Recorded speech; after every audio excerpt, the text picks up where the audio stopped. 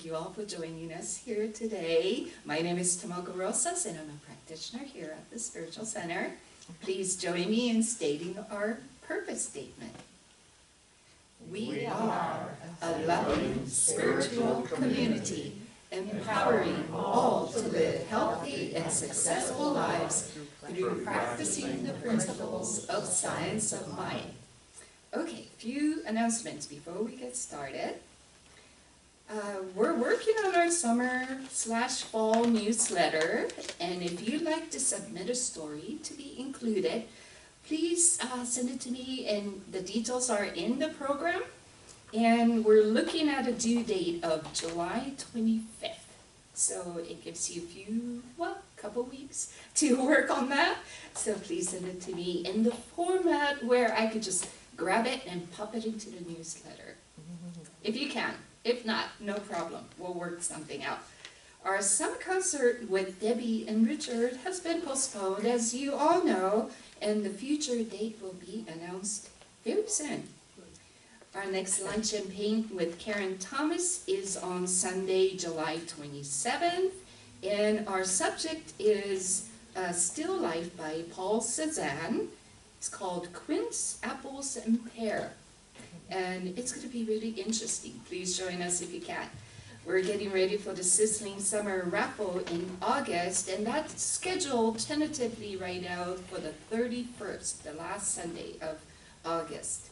And if you have anything you'd like to donate for a raffle prize, or you have a business that you'd like to promote, and you have a product, please send in your donation, and we're always accepting donations.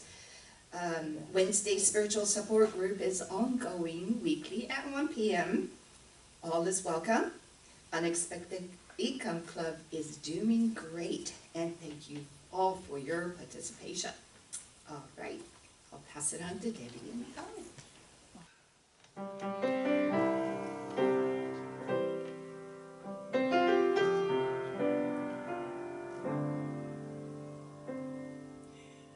I need to be still and let God love me. I need to be still and let God love me. When this old world starts to push and shove me, I need to be still and let God love me.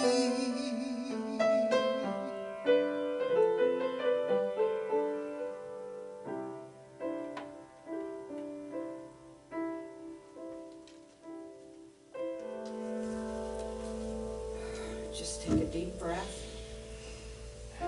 hold it, and release. There is only one life, one mind, and one intelligence in the universe. We are all expressions of this one divine spirit we choose to call God. Because God is, we are. We are so blessed to be here in this beautiful sanctuary and to hear the wonderful music and message Dr. Bill has for us. We bless our board of directors, our wonderful practitioners, ushers and greeters, and all who help to make this service special. We bless all of our wonderful musicians. We bless Dr. Bill Salisbury, knowing that this message will relate to each and every one of us. We especially bless our wonderful congregation who make our church a church. And we give grateful thanks for this and so much more. And so it is. Okay, my reading today is from The Hidden Power of the Bible by Dr. Ernest Holmes. It's on page 81. The purpose of religious science. The whole purpose of religious science is to reconcile the apparent separation of the spiritual world, which must be perfect, with the material world, which appears imperfect. The spiritual world is the cause of the material. We are spiritual beings governed by mental law. Only that world can appear to us which we mentally perceive. Man's experience is the logical outcome of his inner vision. His horizon is limited to the confines of his own consciousness. Whatever this consciousness lacks a true wherever this consciousness lacks a true perception, its outward expression will lack proper harmony. This is why we are taught to be transported by the renewing of our minds. Peace comes as our own thought becomes tranquil. It is never conceived through confusion, for confusion begets confusion, and it's analogous to the blind man leading the blind, the result of which is that both fall into the ditch. Those who take up the sword shall perish by it. We should approach confusion with peace until the mentality is brought to a point of non-recognition of it.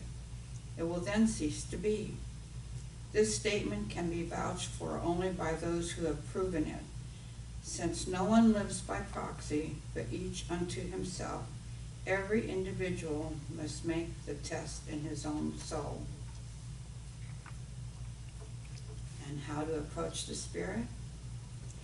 If we wish to come to the Spirit for the healing of our wounds, let us come in peace and with spontaneous joy, for the Spirit is joy. Let us come with thanksgiving also, for a thankful heart is in harmony with life.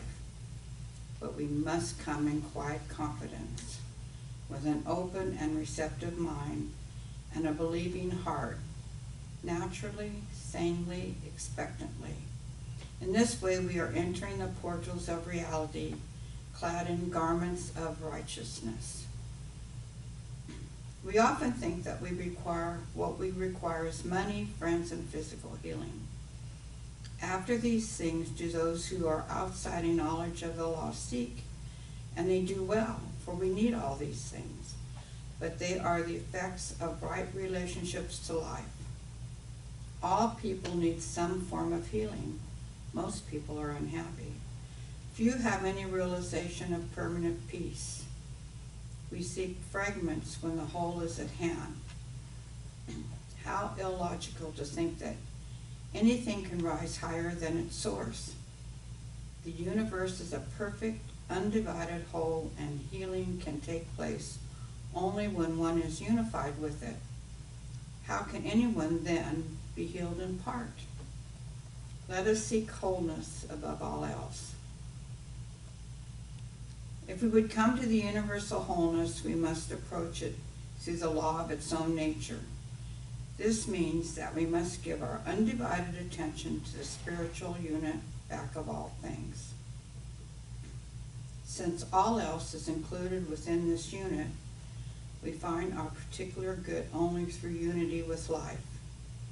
This conscious unity makes our mind receptive to completion, since life itself is complete. This perception is always an inner life, for the individual can use only such knowledge as he inwardly possesses. In reality, we know God or truth only as we ourselves embody God or truth. And since it is impossible to embody anything outside of oneself, this knowledge must be an inner light. The truth itself is infinite, but we do not embody the infinite except in degree. To the degree that we do embody reality, we become poised and powerful. And now let us pray.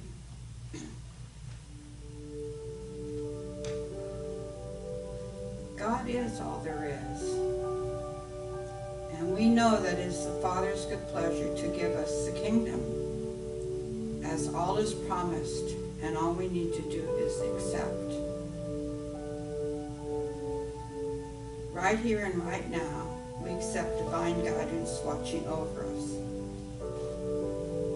I accept the enveloping presence of the life that sustains me.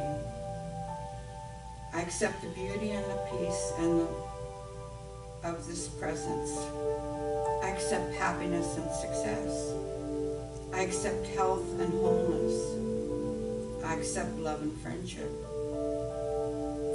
I realize that what rightfully belongs to me also rightfully belongs to everyone else. Therefore, I promise myself and all others to live as though the kingdom of God were at hand for all people. I accept a good beyond my fondest imagination, beyond my greatest dream, knowing that this good I accept will flow through me into complete expression. And for this I give wonderful thanks, and so it is.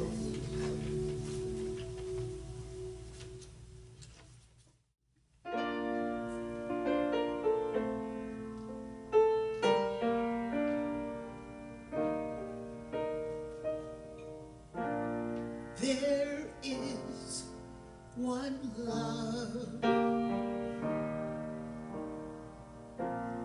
There is one power. There is one life eternal. God lives through me. There is one life. There is one power. There is one love eternal. God lives through me. I am that love. I am that power. I am that light eternal. God lives through me.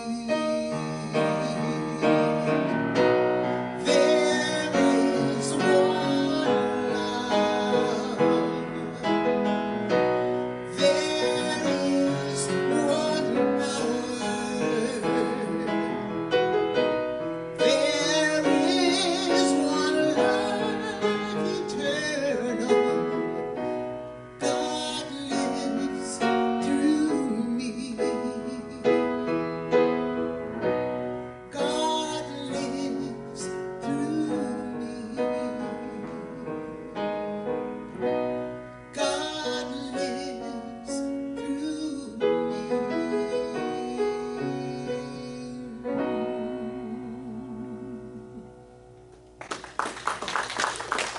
That's Debbie Ebert. Wow. So good morning. Good morning. Here we are, still living in choice. I like to say, woulda, coulda, shoulda all the time lived in choice. Now, you know, we say woulda, shoulda, coulda, and sometimes I have heard that phrase when I'm right in the middle of eloquently, intelligently, intellectually explaining something or other to somebody about, you know, my actions, and all at once with this dismissive wave of the hand, I hear, oh yeah, woulda, coulda, shoulda. As in, I'm full of what? Wait a minute. Well, shoulda, woulda kind of remind me of their very close relative, yeah, but. Okay? I used to work with a gal who, as soon as I started it, she'd say, no yeah buts. Okay? Here's what it is, no yeah buts. This is just what we're going to do. And that's kind of like the shoulda, woulda, coulda. The difference between all of those, of course, is that coulda means that, well, there was choice. Woulda and shoulda, they're just excuses. Let's Let's just tell it like it is. They're just things we say because we don't have any other real explanation. It's just, well, you know, I just plead insanity. I know I woulda, I shoulda. And then that little voice inside says, yeah, and guess what? You coulda. You were at choice. You had an opportunity to choose. And we are at choice every second, every minute, every hour, every day, all our lives we're at choice. It's kind of interesting, you know, in Dee's reading, where she talked about there's a spiritual law in effect. And here's the thing. When we choose a pattern, and we choose patterns, we choose the pattern that we're going to live our life after, yes? We choose joy, we choose happiness, we choose beauty and community, or we choose things unlike those. So it's not just individual things, it's patterns that we're choosing. When we choose a pattern, we are making that the law of our life. So we have the vast overarching spiritual law, but then it gets individualized, it gets personalized, it gets brought home, it gets put right here. Because when I have formed a habit of thinking in one manner or another, whether that's good, bad, or indifferent, that is the law of my life until I rewrite it. So if I am constantly choosing thoughts, what else was in that reading? Something about a lot of unhappiness, right? Yeah, they did a survey. Oh, it's been quite a while now. It's been a long time. But I'm sure it's still as valid today because things don't really change a great deal in human nature over the course of a few years. But the survey determined that 80% of the thoughts we have, and they said we have somewhere, depending on the circumstance and depending on the person and what's going on, we're going to have somewhere between, and this is a wide range, but between 12,000 and 60,000 thoughts a day. And we do. And I don't think we consciously think them all, but we have that many going through us. And they say that 80% of those thoughts are negative. So do we have to be at choice? We have to be at choice. We have to be constantly aware. We have to be guarding our thoughts all the time. Because we want to function under the other 20%. And we can turn that around. We talk about averages, right? That's not to say that each of us has 80% negative thoughts. Some have less. Well, you know what I'm saying. However, they also say 95% of the thoughts we're going to have today are the same thoughts we had yesterday. So think about that. We got a percentage, and I'm not going with their percentage for me or for any of us. But I'm going to say that still in all, there's a good enough percentage of negative thoughts, and they are because they're built into the race consciousness. They're coming at us from every direction, and there's been a lot of negative thoughts in the race consciousness in the history of humankind. They're just there. That's why we have to guard against them. That's why we have to make sure that the patterns that we choose in our thinking, in our thought processes, are patterns that are good for us, that are patterns that are wholesome, that are patterns that are positive and life-affirming and sustaining in that joy and the beauty and truth that we want to live in. 95% of them are the same as yesterday. And you know, I'm not going to argue with that statistic for a second. When I read that, I believed it. I mean, think about it. And, you know, somebody once said, well, I think might have been Solomon, there's nothing new under the sun. And that extrapolated out tells us, yeah, there aren't any new thoughts. There are very few new thoughts. you know, when we have an original thought, was pretty uncommon. It's time to celebrate. It's time to really just bust out the fiesta plate. Let's go. Anyway, so that's what we have to do. And another part of that reading that caught me was this idea about every choice we make has its own logical conclusion. So that we go back to, let's go back to preschool in science of mind. If we plant a peach tree, we're going to get peaches. We're not going to get apples or apricots. Okay? Every thought we have, every choice we have, has its own logical conclusion. So when we get down the line and there's something going on in our world that we don't like, we simply have to sit down, get inside our own head, get inside our own body and soul, and say, wow, what started the chain of cause and effect that led to this? And can we go back and undo that? No. But the good news is, we can start right now to have a new thought. And consequently, everything that follows will be the logical proceeding from that new thought. And we'd like to think that that new thought, if we're not happy with the old thought, we're going to be thinking that new thought's going to be a little bit better thought for us, isn't it?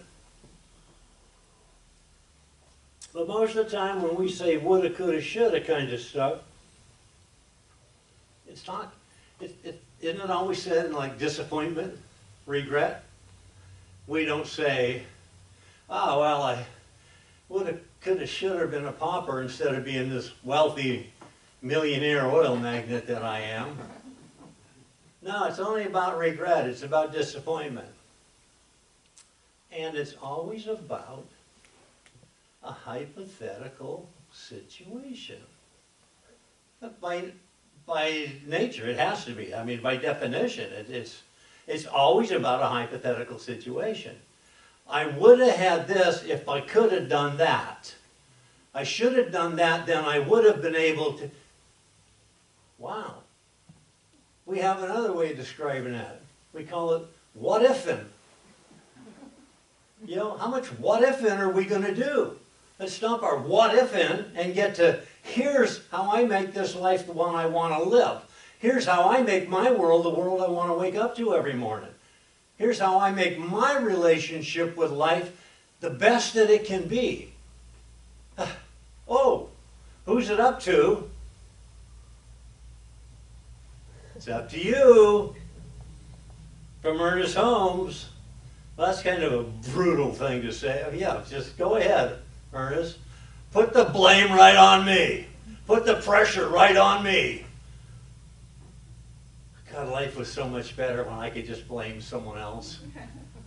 Yeah, the one disadvantage of learning about science of mind and learning about spiritual law and the way the world works is you got to look in the mirror when you want to talk to my manager?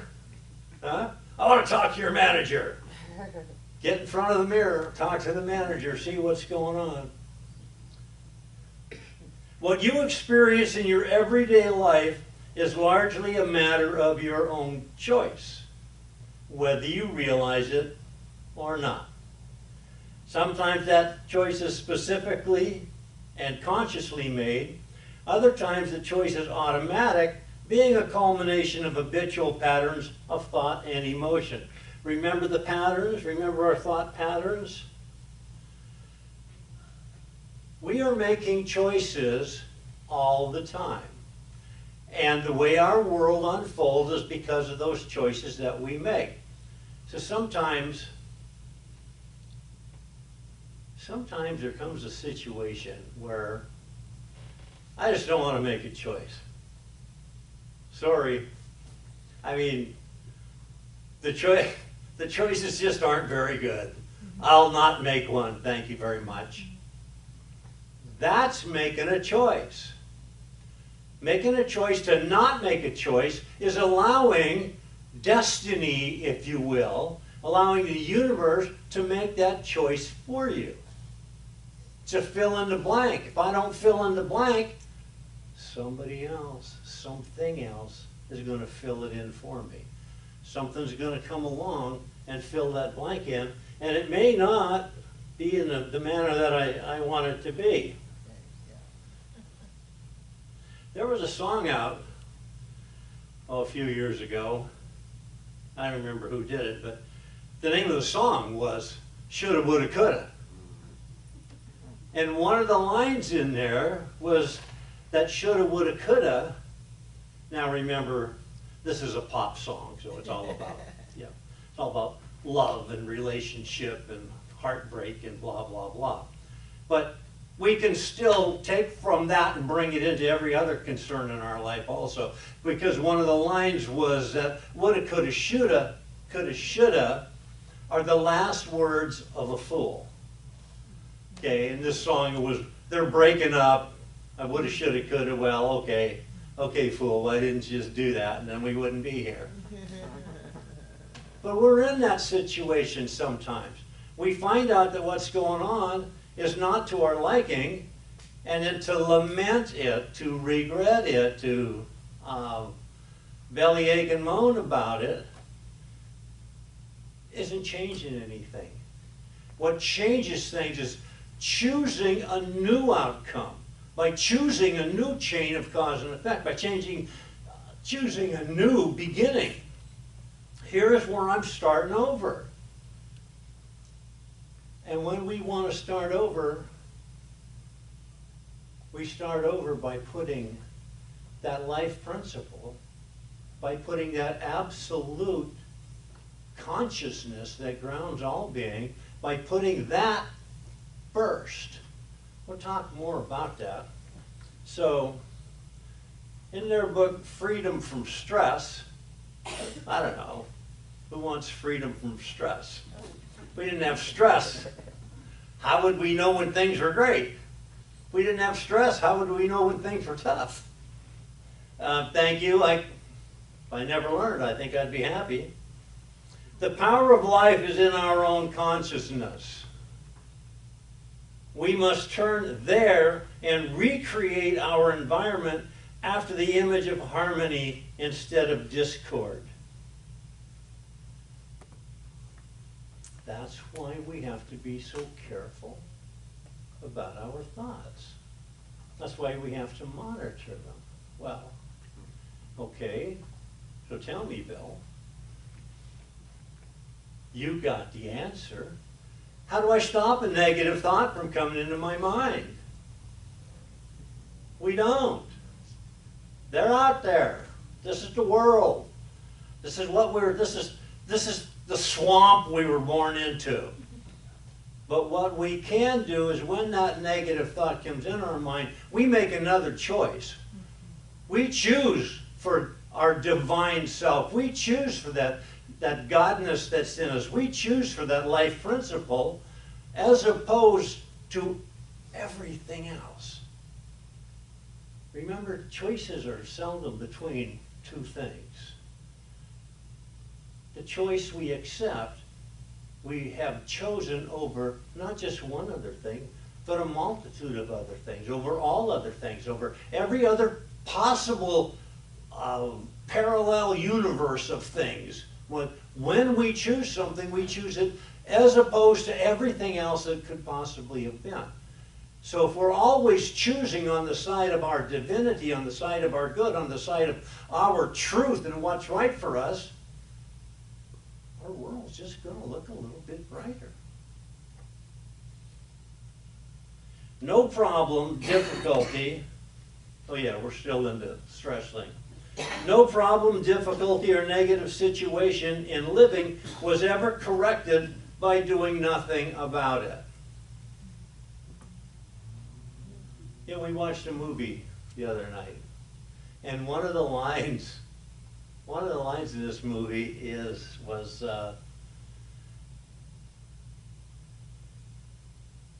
nothing happens if nothing happens.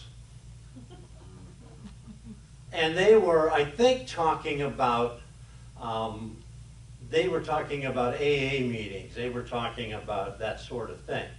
But they said, just remember, nothing happens if nothing happens.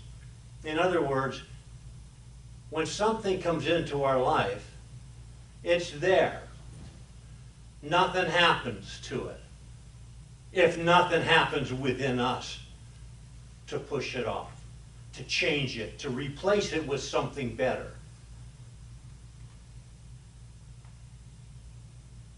Neither can it be brought under control by thinking only the worst about it. In fact, nothing worthwhile has ever been accomplished through a defeatist attitude. So that thing that we don't like, it just rears its ugly head.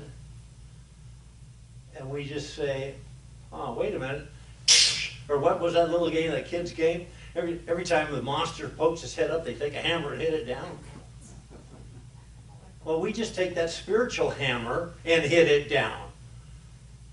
Because that's what we do. And we do it over and over and over. We have power, but we must use it. And you know what? We're always hammering on that. We call it practicing the presence. We call it practical metaphysics. We call it spiritual practice. Practice, not spiritual theory, not, well, let me think this out of existence. Well, I guess we do in a manner of speaking. But we do it by changing a thought directly relating to whatever it is we don't want to still have in our lives.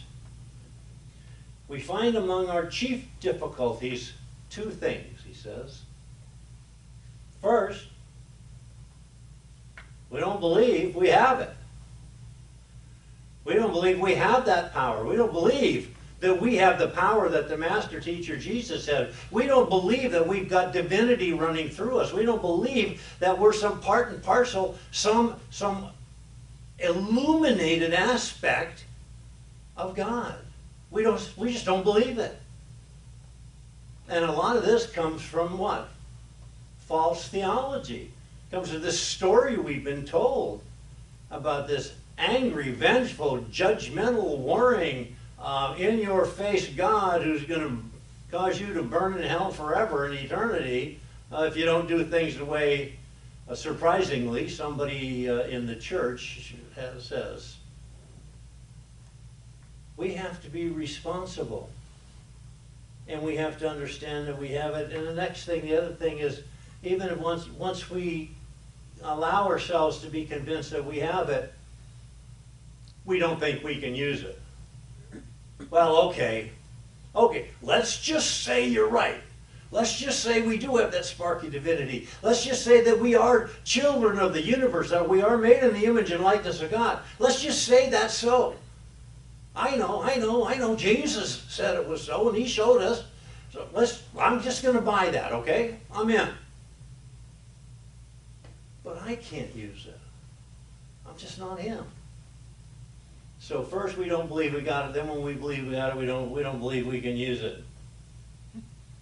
However, whether we acknowledge it or not, we are neither so good nor so bad that we can avoid being a product of the universe and using that law. It's happening anyway.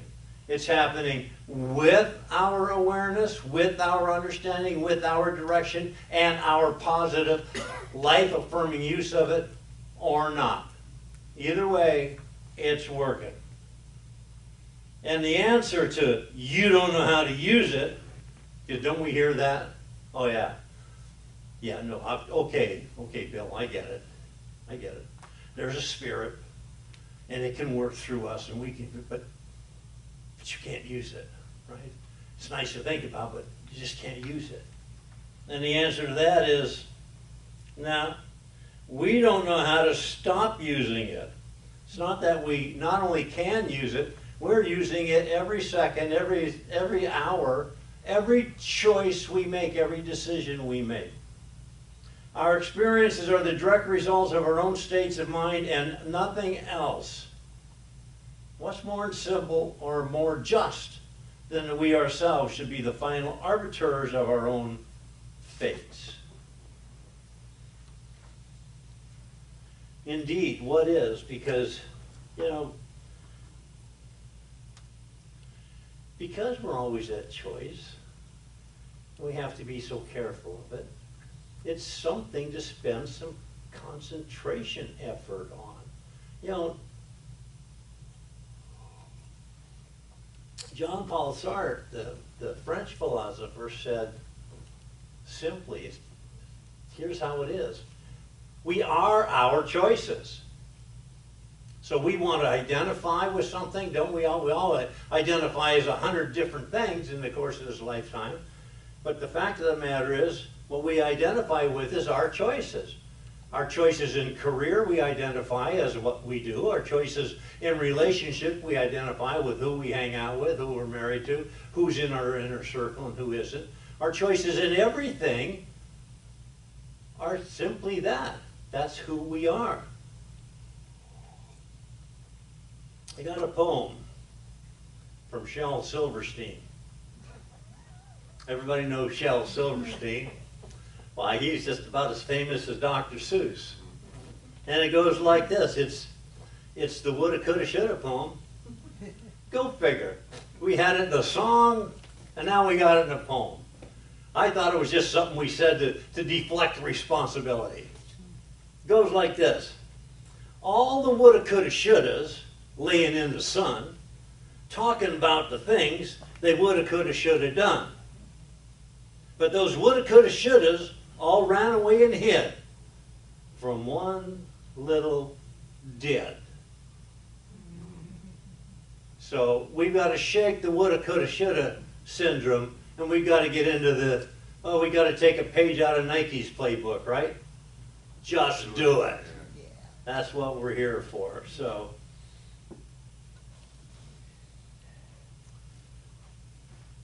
Nelson,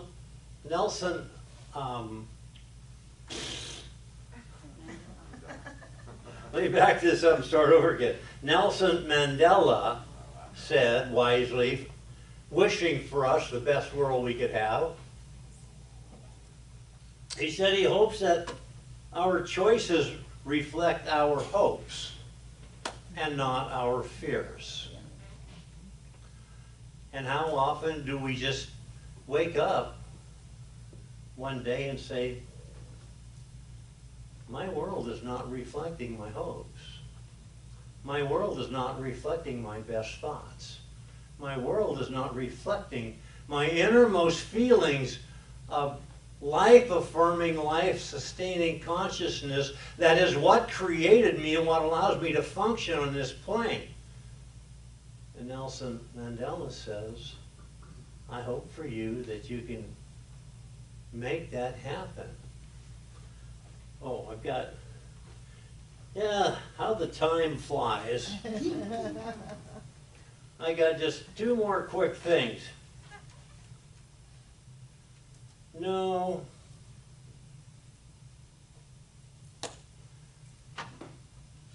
One more quick thing.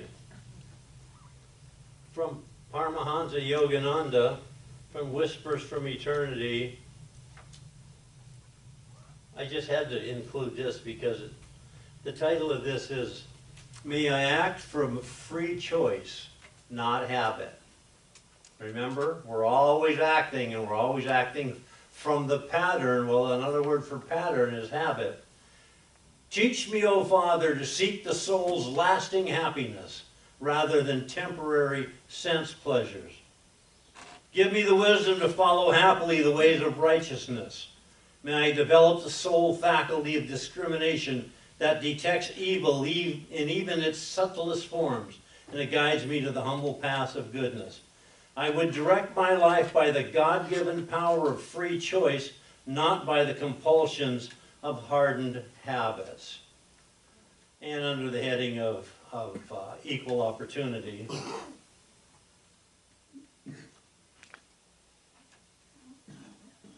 make me clean again, Divine Mother. Thou didst dress me in raiment immaculate and sent me out to play. I wandered away and frolicked among the fruitless trees of delusion. The shadows of the forest of suffering enveloped me. I went out spotless. Now I am besmirched with the mud of ignorance. O Divine Mother, wash me in waters of thy wisdom, make me clean again. Which is just a nice, flowery, poetic way of saying we come into this world free, clean spirits, pure and holy and chaste, as it were. And then the world goes to work on us, and it piles on, and it piles on, and it piles on, and all at once we're besmirched, and we got to go running home to Mama to get cleaned up. Well, in order to get off to church on Sunday, right? All right, so I was only kidding about it. This is the last thing. This is some stake your claim. Sorry. No, go ahead. By Emmett Fox. There's no use in saying everything will be all right. Ooh, doesn't that catch us off guard? That's only wishful thinking. Everything will not be all right unless you think rightly. Thinking rightly, of course, means putting God into all your affairs. Everything will be right if we think right. If we think through that divine mind that we've been blessed with. If we think through that divine mind that is the basis of who we are, and allow the frolicking, frivolous, funny stuff from our mortal minds to get cast by the wayside. No more woulda, shoulda, coulda. Hey, they're going to run and hide from one thing I did. I thought with my divine mind. I thought with that divinity within me that is within each one of us. And it is the power to change, it's power to make our life exactly what we want it to be. And let's just take that into prayer, because I know this. I know that amongst all the things that happen in this world and all the choices possible to make, that if I am focused, if my eye is single on the divine consciousness, on that absolute truth, that life principle that is God and that God is, I know that focusing on that, my life unfolds in exactly the correct manner, in exactly the manner I want it to be. My life is prosperous. My life is fulfilling. My life is full of love and joy and truth and beauty and community and happiness. It's full of that because that is God's will for me. And when I accept this teaching, when I accept the fact that I am born here to be an avenue, to be a conduit for all that truth and all that beauty and joy and happiness, it is easy to accept it, and it's easy to allow it to fill every cell of my body and radiate forth from me onto all I meet, onto my world, and populate it, people it with nothing but joy and beauty and truth. And knowing this is the case, and knowing that I am making a choice to accept this divinity and to act from it and to use it in ordering my affairs on this plane, I just, with grateful heart, say thank you, God, for this opportunity. I just let this word go, knowing it is already so, and so it is. So here we are at that point where it's our opportunity to share our abundance, knowing that all of our good comes from that one source, God, and for this we are grateful. Thank you, each and every person, for your continued support. It's that support that keeps us going as a center. And for those not in the sanctuary but supporting from afar, thank you too. And let's just know that we bless these gifts, these tithes, these offerings, as well as we bless the givers, knowing that all of this good comes from the bottom of our individual hearts, and knowing that as we send it forth to do its great work in the world with no strings and no conditions, it is a miracle indeed. Amen.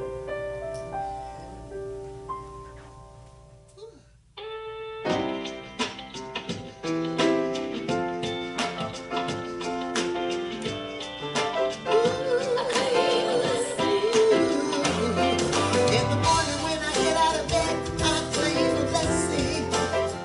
I claim a blessing.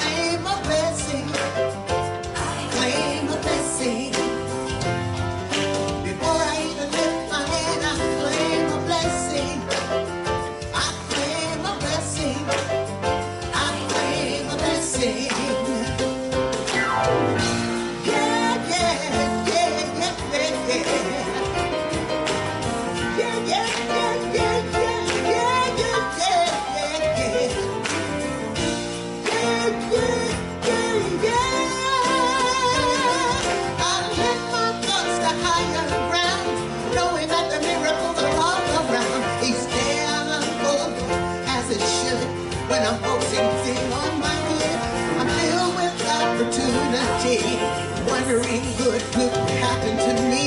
Hey, I claim a blessing, yeah.